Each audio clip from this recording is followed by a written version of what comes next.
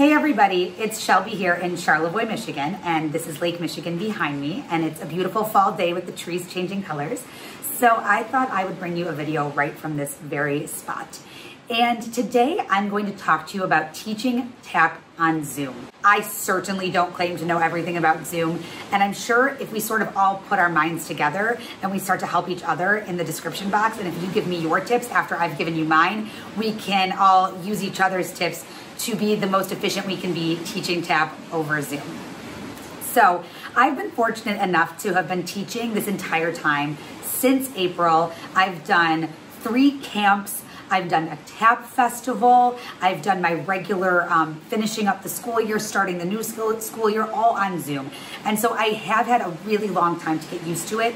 And I have a bunch of pointers to give you, whether it's really obvious things that those people who haven't tried it yet would need to know, as well as some more specific things I've sort of learned over this time period. So first and foremost, the biggest issue with teaching tap on Zoom, of course, as many of you know, have to do with sound delays. Number one, everyone's Wi-Fi is different. And so my first piece of advice for you, as well as any students you're teaching, would be to place your tap studio in the same room as your internet modem. The closer you can be to your Wi-Fi, the better. My second piece of advice to think about when teaching tap over Zoom, because of these sound delays, is to have all of the students mute themselves the entire class unless they are asking a question or demonstrating something one at a time where you ask them to hear their sounds. Now, something else to know is that on more advanced computers, the microphones do something where they purposely mute tap sounds. They consider our tap sounds to be background noise. And so something that both the teacher and all of the students need to do before tap dancing together is to change their audio settings. Now, if you have an iPad or a phone, this is not relevant. But if you have a computer that is new enough that it has these more advanced microphones, this is what you would do. You'll first tell them to go to the little up arrow next to the mute on the lower left side of their computer, and you'll do this as well. You'll then go to the words audio settings. You will then, if you are upgraded in your Zoom, from there in the middle of the screen, you will see suppress intermittent background noise. You have to change that from auto to low, and then it will no longer mute your tap sounds. For those who have not upgraded their Zoom yet, and if they don't see this option, they then can go to the advanced button, which is in like a little rectangle on the lower right of their computer. If they then click that, they'll see 2 options pertaining to background noise, and they will switch both of those from auto to disable. Another tip I have is the further away in the space you're in, you can bring your computer from you, the better. The closer up you are, the less of your full body a student can see. And I give that same tip to my students. I say, number one, try to find a space in the room where you can back yourself up as far as possible from your tap board. The other thing I always tell them is to try to bring the computer up to their eye level, and then you can tilt it up and down from there. And that gives us the best option to see your feet and your arms, and if possible, and if there is the space for it, your full body. The next thing I'll say is there is something called gallery view and something called speaker view. Speaker view allows you to see one person largely in the middle and everyone else sort of in their small boxes on the side. I think speaker view is a great way to utilize Zoom when you're learning from someone or you're teaching a step. But when I'm looking at the class as a whole and I'm trying to see, who's ready to volunteer for something, if anyone has questions, I then like to switch over to gallery mode so I see everyone in one screen together. I also have the option to spotlight a student. And if you go, there are 3 little dots on the upper corner of each student's box. If I click there, there's a little opportunity to spotlight their video. And what that does is it makes them the person that is large when everyone else is watching. They can see just that one person trying the step for everybody else to hear. So spotlighting, I think, is a very helpful thing to know about, and to realize that when you spotlight a person's video, everybody sees that video largely, including yourself.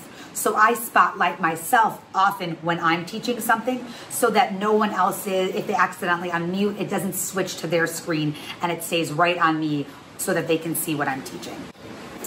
So if everyone's audio settings are correct, and you understand to spotlight yourself when you're teaching, spotlight them if they're demonstrating something with sound, keep everyone on mute and stay close to Wi-Fi, you then should be in really good shape to be able to teach an efficient tap class. Now, when I'm actually teaching, what I tend to do is bring my computer down onto the floor and face away, and I teach them where they just see my feet facing the opposite direction, so it's like they're watching a teacher from behind them rather than having to reverse what I'm explaining. Now, while I'm watching them, I tend to mirror them and use my wrong foot or my wrong hand. Sometimes if I'm explaining something, I'll use my hands to show them what I mean, so that I don't have to keep getting back up and coming back to the computer to watch them and then to show them. So I tend to mirror them when I'm looking at them, and then I do it correctly facing away from them for them to learn the material. And I find that that has been working pretty well for me. The other thing I would like to just point out for everybody is that it is not great for our eyes or our ears to be doing this. And so I have 2 tips about this. Number 1, the blue light in the computer is not great for your eyes. And so what you can do is go to on the upper right side of the computer, there are 3 little lines on the very top right, and if you click on them and then you scroll so you're almost looking like above where the computer screen would have been, there is the option to put it on Do Not Disturb and Night Shift View. Each day, because they undo after 24 hours and you have to redo it, I check both of those boxes every day. And I keep my computer in Night Shift View at all times so that the blue light does not affect my eyes as significantly. The other best tip I have read and also been given by friends who are eye doctors is the 20-20-20 rule, which means every 20 minutes you have to look away from your screen at something 20 feet or further away from you than 20 feet for 20 seconds. It actually relaxes the muscles in your eyes, which is helpful for the eye strain that teaching on Zoom has caused me and a lot of other people. Now, I also mentioned ears.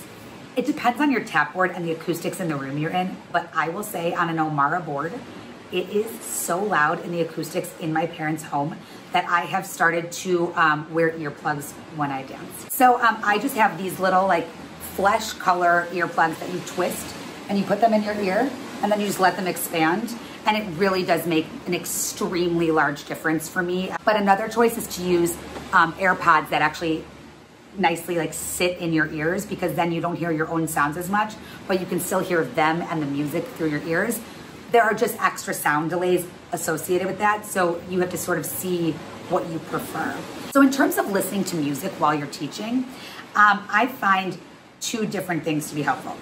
When they are dancing to music, and I am keeping my mouth shut and not counting out loud or yelling steps to music, I think that sharing my music through Zoom is the way to go. So what I do is I click share screen at the bottom of my Zoom, and I have to be the host or co-host to do this. I click the advanced setting once I get there, and then I click on music or computer sound only, and I share that. And they are then able to clearly hear the music I'm playing from my iTunes on my computer and dance to it on their end. That said, there is a sound delay issue if I'm trying to yell the counts to something to them. So what I find myself doing while I'm teaching something or demonstrating to music is playing the music on my phone as loud as I can while I am Zooming with my students on the computer, because if it's different devices, then there isn't that sharing issue. That said, it's not as clear for them to dance with you. And so I think kind of using a back and forth between those 2 methods has been what I have found to be the best in terms of music sharing for my students. So there's just a lot of things that I've sort of learned along the way, and I wanted to share some of this with you. And I would absolutely love some of your best pieces of advice in the comments below. Let's turn this channel right here into a forum, and we can all help each other. And I'm so grateful for anything you guys can tell me that helps me, because like I said, I do this day in and out every day, teaching on Zoom. So I do think that Zoom has opened some new doors for us as dancers. So whether or not this pandemic is going on, I think it is extremely beneficial to feel like you can efficiently teach tap on Zoom. So thanks so much for listening to my few tips and tricks. I hope you found this helpful, and I can't wait to hear your tips and tricks to help me out in the comments below, and I'll see you in our next video. So thanks so much for watching. Bye.